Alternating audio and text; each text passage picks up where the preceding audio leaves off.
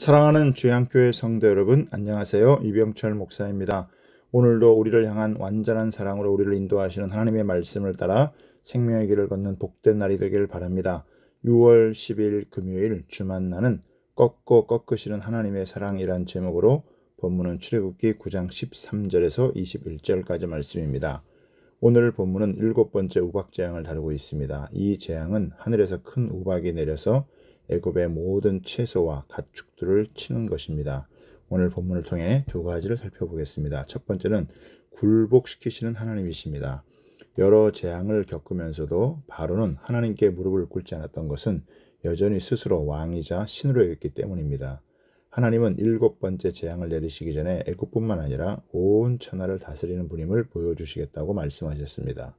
14절에 보면 내가 이번에는 모든 재앙을 너와 내 신하와 내 백성에게 내려 온 천하에 나와 같은 자가 없음을 내가 알게 하리라고 하셨고 15절과 16절에도 내 손을 펴서 돌림병으로 너와 내 백성을 쳤더라면 내가 세상에서 끊어졌을 것이나 내가 너를 세웠음은 나의 능력을 내게 보이고 내 이름이 온 천하에 전파되게 하려 하였음이라고 합니다.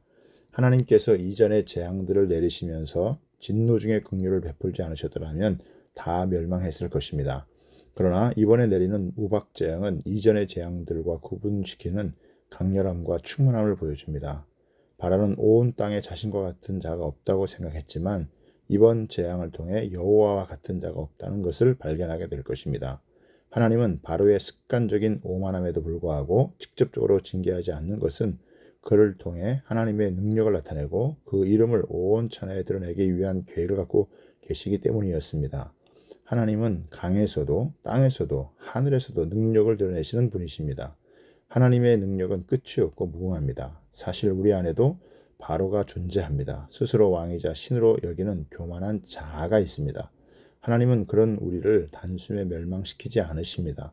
우리가 고집을 꺾기를 인내하시고 기다리시며 천천히 그 능력을 나타내십니다. 그리고 우리가 하나님의 주권을 인정하고 찬송하게 하십니다.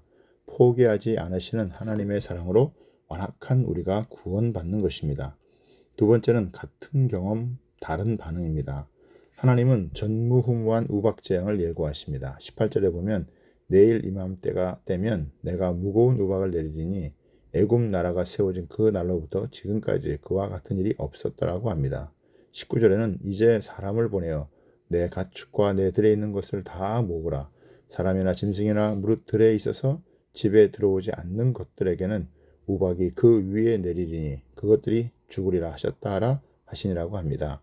이 우박 재앙은 지금까지 애굽에서 찾아볼 수 없었던 것입니다. 그래서 하나님은 한편으로는 재앙을 내리시지만 다른 한편으로는 피할 길도 주셨습니다. 그것은 우박이 내리기 전에 가축과 소유들을 미리 대피시키라고 경고하셨던 것입니다.